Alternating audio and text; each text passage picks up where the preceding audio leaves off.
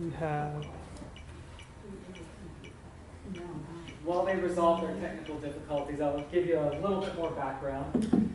This is listed on your program as Pinot Policy, which is a fun podcast. I encourage you to give it a listen.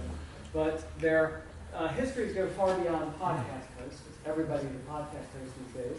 Rafe D'Amico is a media executive and CRO at Admontis Media, who actually do work related to bias in media.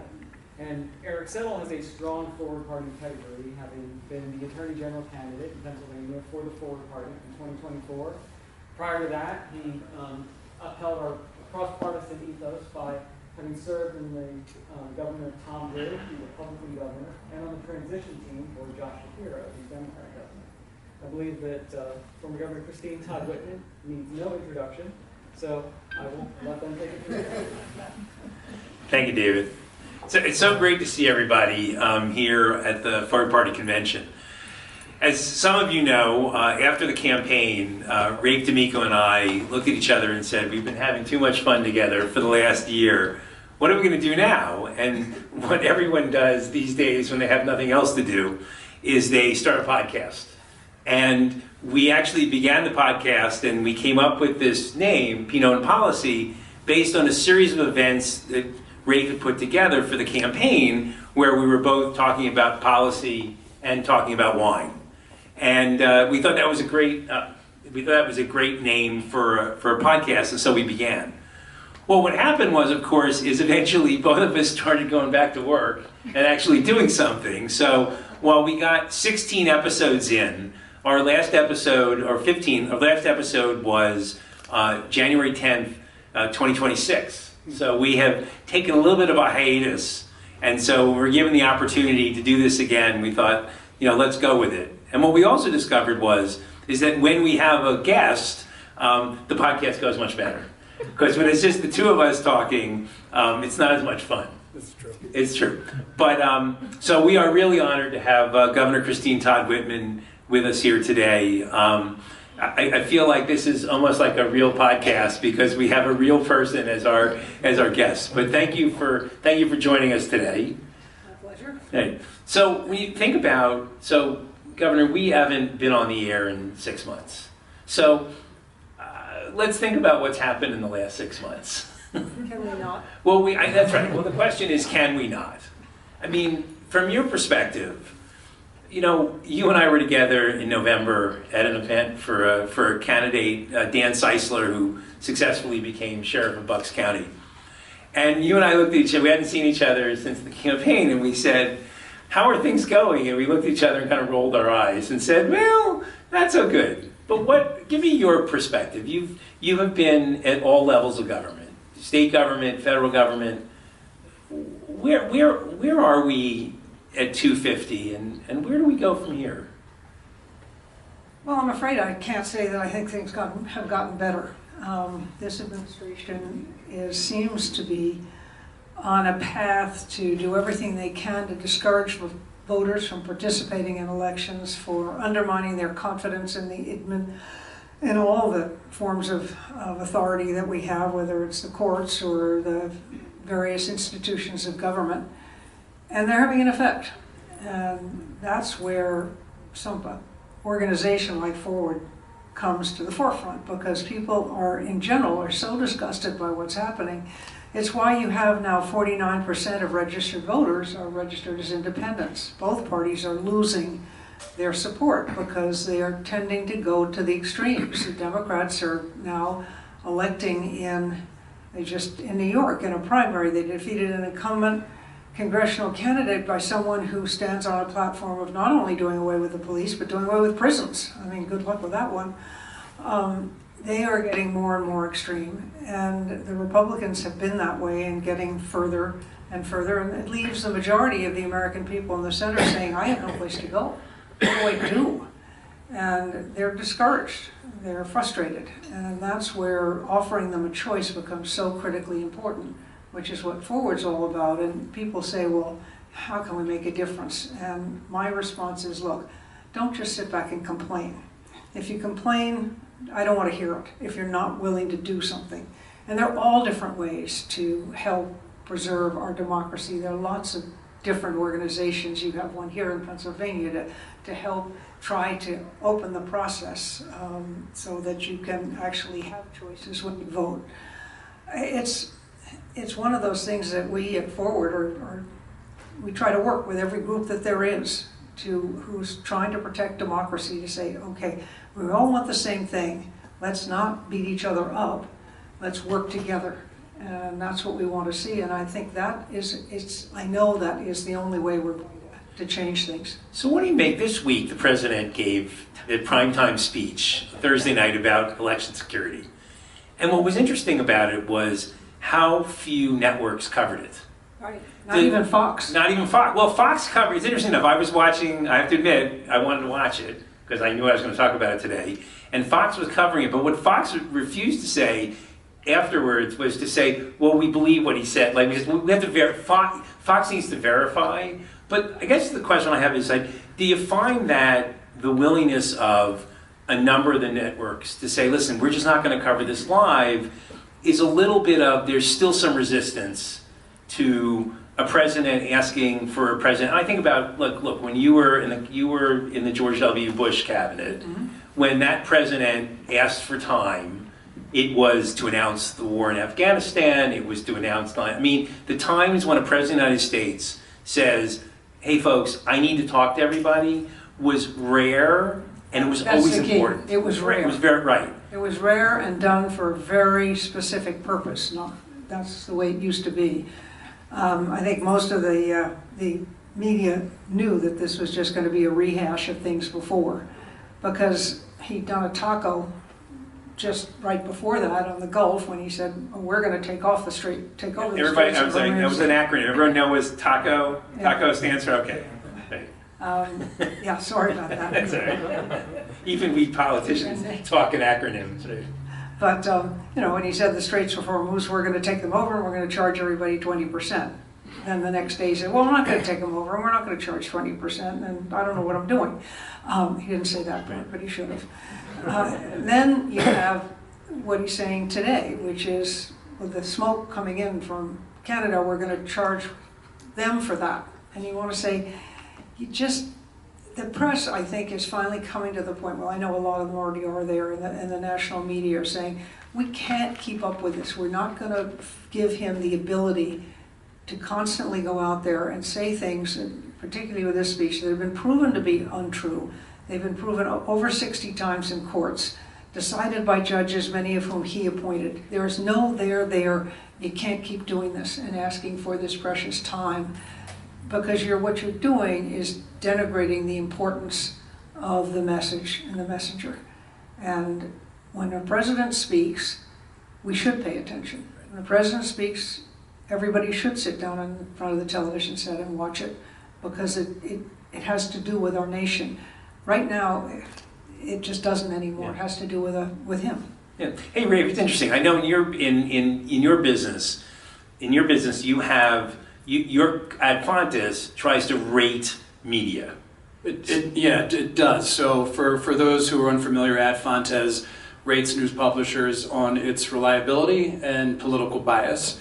And this is a very useful tool not only for citizens but for the media industry, because the challenge is brands have just stopped advertising in news because it became too contentious. There would be boycotts, there was too much risk and danger in advertising in news, and that seems like a smart initial strategy, but the end result is if brands stop advertising in news, then news companies stop making money, and if they stop making money, they stop funding journalists. And if we stop funding journalists, then there are less foreign correspondents, there's less people reporting, you have less diversity in news coverage, and if you have less diversity, then it just perpetuates this trend that we're talking about where you only really have two extreme views. And it's kind of like pick your poison. So, Ad Fontes, to go back to it, it really allows focusing on what is reliable as far as factual and truthfulness, and then the minimal bias part of it. So the least amount of bias, the least amount of opinion. And what we found, besides the fact that it's good for society to have minimally biased news and factual reporting news, is that actually creates a very safe and performative environment for advertisers. So you get this nice flywheel effect, and everybody wins. It's beneficial for everybody. But to me, it kind of, that dovetails with what we were talking about earlier with the two extremes and the tribalism that we've seen and the polarization that we see, but the opportunity that is coming up not only in this midterm, but then the eventual presidential election that we see coming, where you have these two extreme choices, and it's going to be really interesting, I think, to see who and how the two parties decide to go about the primaries, and are they going to, like, as you see the Mamdanis of the world have success, and what works in New York City might not work across the country, but is that the playbook that the Democratic Party is going to put up, and is the Republican Party going to keep going down the track that there are on, and then when those two people meet in the general, well, yeah, they'll get their base. They'll win their bases that have supported them in the primary, but as this growing independent cohort expands, and really it was that movable middle that always decided elections, maybe this is the time where an independent party can actually put somebody up and beat a Democrat and Republican winner from the primaries and win a general election. It's rarely been done in the past, but it has been done. So I'm curious if you think that's possible, and if it is, how it can be done, and then are there some outliers like a Josh Shapiro, right? Who can maybe if his party doesn't support him, but maybe he even runs as an independent. What is that future that we're looking into? Well, obviously, I think it absolutely can be done, and this is the time. I mean, you look here, and the beauty of it is you don't have to have everybody. You look at here in Pennsylvania, you have a pretty evenly divided legislature, and it would only take one or two, maybe three forwardists there to change the whole thing. Right. The same would be true if we'd been around and elected one or two senators in the last cycle, you wouldn't have ever had a shutdown. People would have had to talk to them because these things are so close. It gives you power that outweighs your numbers. There's no question about it. That's the fulcrum theory that Ford's been working on from the very beginning. Because if you say you got to have everybody, well, you might as well give it up now, because that's just not going to happen. But the fact that you can take just a few and start to make an enormous difference is critically important to our understanding. No, and that was always the thesis, when we were doing this 2 years ago, which was let's create the fulcrum. Right. And I guess the question is, this is a question, but are we ready for that independent candidate in 28? Should we be there? How do you feel about that? You mean a forward-party presidential candidate? Well, first of all, we have to be on the ballot in enough states to be recognized by the Federal Election Commission, which is 35. We're fully on the ballot in 7 states now, partially on in 5 states. I don't know that we want to be on 35, which I think is what it takes to get federally recognized by 2028, but there's no guarantee, because every time we have a success, it's amazing how those rules suddenly change. The two major parties will do absolutely everything they can to keep a third-party candidate or a third party in and of itself from being viable. All they want right now, and this is the tragedy about which we were warned by our founding fathers, John Adams, George Washington, the worst thing that can happen is 2 political parties. That the country just had 2 political parties because they saw what was going to happen, which meant that the 2 parties will look at everything through the partisan political prism, not through the policy prism. They don't want to solve the problems because it excites debate, about which you were speaking. So it's something that's doable. This is the time to do it, and we are in a position to build for that. I don't know that we're going to have a 2028 presidential candidate, but that doesn't matter. If we're building that substructure and we're building the infrastructure that allows this party to continue to grow, we will certainly in 4 years after that, and we'll have a candidate that can win. Right. Because we'll be in position. You have to have the infrastructure. I mean, that's been the problem in the past with third parties or independent candidates, I should say. Most of them run as independents without an infrastructure underneath them. Right. And when they lose, that's the end. I mean, they're gone and everything's gone with them. So that's why we're doing this a different way. Well, we have 1, 2, 3, 4, 5 gubernatorial candidates across the country that we're supporting. Well, we've been supporting about over 200 candidates on the ballots throughout the country this fall. a number of senators, U.S. senators, and a number of Congress people. And so we're building toward that, but we're not going to win them all. We know that, they know that. Or Eric went through it, and he knew at the time that it was a real uphill climb. Good guy. But to get on the ballot as a lieutenant, as an independent in Texas, if you want to get on the ballot as a Republican or Democrat, it's around 5,000 signatures you have to have. If you want to get on the ballot as an independent, it's 82,000 signatures. And the other part of that is that if there's a runoff from the primary, which there was this time, you cannot begin to collect those signatures until after the primary and all those votes have been counted, and then you cannot accept the signature of anyone who voted in the primary. So, and you have 30 days to accomplish this. There is no way in heaven that anyone can get 82,000 signatures, vetting them to make sure that those people didn't vote in that primary. So we're in the courts now, in the state courts and the state Supreme Court going after that, and we've got another lawsuit for a similar type of unfairness in New Mexico. But this is the kind of thing we face, but you know what? We can face it. And I believe that majority of the people in those states and Americans in general take one look at that and say, well, that's just crazy. And the thing to understand is it's taking away your choices. It's taking away your ability to get the kind of person in office that you want. You're just not given a choice. The parties control the whole system. No, look, it was a real challenge in Pennsylvania. You know, the signature process is so intense, and you know, many of the people sitting in the audience tonight were out there with me, including, I mean, for those of you who know the story of Rafe, I was with Nancy. Nancy's here today. We were in our favorite corner of Rittenhouse Square, and this interesting gentleman comes along, and we talk for a few minutes, and he says, I kind of like what I hear. And I said, hey, we should talk more. And, you know, 3 months later, you said, hey, can I have a job? I said, sure, you be my campaign manager. But no, what is nice about the petition drive is, as hard as it is you engage with voters. Right. And you talk to people about what they care about. And it's so interesting because what I saw was that, you know, Republicans were somewhat disaffected, and they were willing to be supportive, both as voting but also getting us on the ballot. Lots of independents who've been looking for something different. The folks that were kind of hostile were the Democrats. I mean, you and I were out there a couple of times, and they were the most hostile. And I wonder your thoughts with what's going on in the Democratic Party. Do you think that there are now more Democrats who before would say, hey, I don't want to leave my party? Are they another fertile area for growth?